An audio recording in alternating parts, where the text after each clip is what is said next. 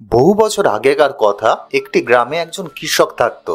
এখন আমরা প্রত্যেকেই জানি আগেকার দিনে যে কৃষকরা থাকতো তাদের যখন কোনো ফলনের কোনো একটা ক্ষতি হতো অথবা তাদের পয়সার প্রয়োজন পড়তো তখন তারা বিভিন্ন মহাজনের কাছে গিয়ে টাকা ধার নিত। আজকের দিনেও আমরা মোটামুটি এই ধরনের ঘটনা দেখতে পাই এবং অনেক সময় দেখা যেত সেখানে তাদের অনেক চড়া সুদে সেই টাকা ধার নিতে হতো এবং ভবিষ্যতে সেই টাকা তারা কিন্তু মেটাতে পারতো না। তার একজন কৃষক ছিল যে কিনা তার চাষাবাদের জন্য এক মহাজনের কাছ থেকে টাকা ধার নিয়েছিল, কিন্তু ঘটনাচক্রে সেই বছর তার ফলন সেইভাবে হয়নি, যার ফলে সে বুঝে পাচ্ছিল না যে সে কিভাবে সেই টাকা ফেরত দেবে। এখন সেই মহাজন তো ছাড়ার পাত্র নয়, উনি এক এক টাকা তার কাছ থেকে বুঝে তারপরেই তাকে ছাড়বেন। মহাজন তাকে অপশন দিল যে তার বাড়ি বিক্রি করে হয় তাকে তার টাকা শোধ করতে হবে, আর 2 নম্বর যে অপশনটি তাকে দিল তার একজন সুন্দরী কন্যা ছিল, তাকে তার সাথে বিয়ে দিতে হবে।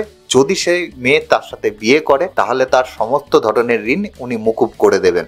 এখন সেই মহাজন যেহেতু খুব একটা ভালো ছিল না, ভদ্রলোক রাজি হলেন না তার মেয়েকে বিয়ে দিতে। তখন মহাজন আরো একটি চাল খেললেন, বললেন আচ্ছা ঠিক আছে, তোমার মেয়েকে তুমি জিজ্ঞাসা করে দেখো, সে যদি রাজি হয় তাহলেই কিন্তু আমি তাকে বিয়ে করব। কিন্তু ঘটনাচক্রে সেই মেয়েও খুব একটা রাজি ছিল না, কিন্তু বাবার জন্য কি করে উঠবে আর কি করে উঠবে না বুঝে উঠতে পারছিল না। তখন মহাজন তার তৃতীয় চালটি খেললো।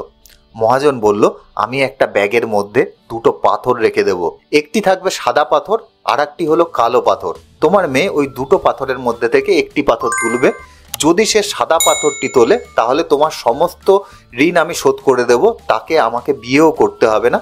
কিন্তু যদি সে কালো পাথরটি তোলে তবে কিন্তু তাকে আমার সাথে বিয়ে করতে হবে এবং তোমার সমস্ত ধরনের ঋণ মুকুব হয়ে যাবে। মেয়েটি তখন দেখলো যে বাবার এই অসময়ে যদি তার পাশে সে না দাঁড়ায় তাহলে তার বাবার খুব বিপদ নেমে আসবে, সুতরাং মেয়েটি রাজি হয়ে গেল।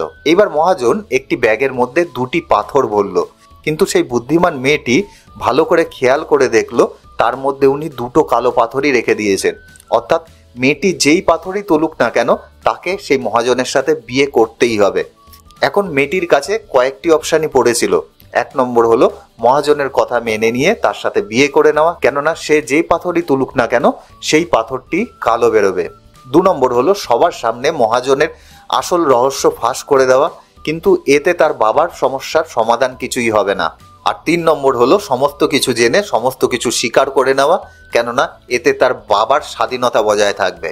এখন মেয়েটি ভেবে পাচ্ছিল না যে সে কি করবে। আস্তে আস্তে তার সময় চলে আসছিল যখন তাকে ব্যাগ থেকে যে কোনো একটি পাথর তাকে তুলে নিতে হবে, কিন্তু সে এমন একটি বুদ্ধি খাটালো যাতে তার বাবার স্বাধীনতাও না যায় আর তার বিয়েও সেই মহাজনের সাথে করতে না হয়।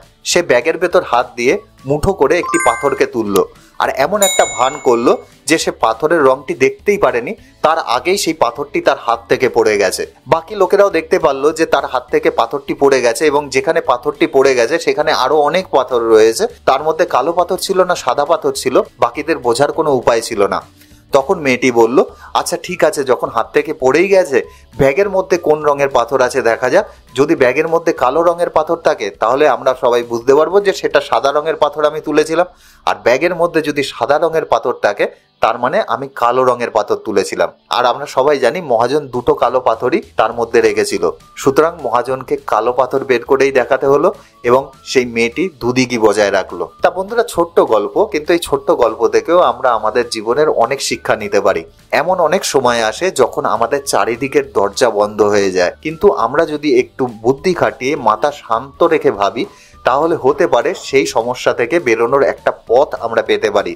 আমরা যদি অকারণে সেই ব্যাপারটা নিয়ে উত্তেজিত হয়ে যাই তাহলে কিন্তু সেখান থেকে বেরোনোর আর আমাদের কাছে কোনো অপশান থাকে না। সুতরাং পরিস্থিতি যেরকমই হোক না কেন আমাদের মাথা অবশ্যই ঠান্ডা রাখতে হবে এবং দেখতে হবে সেই সমস্যার সমাধান আমরা কিভাবে বের করতে পারি।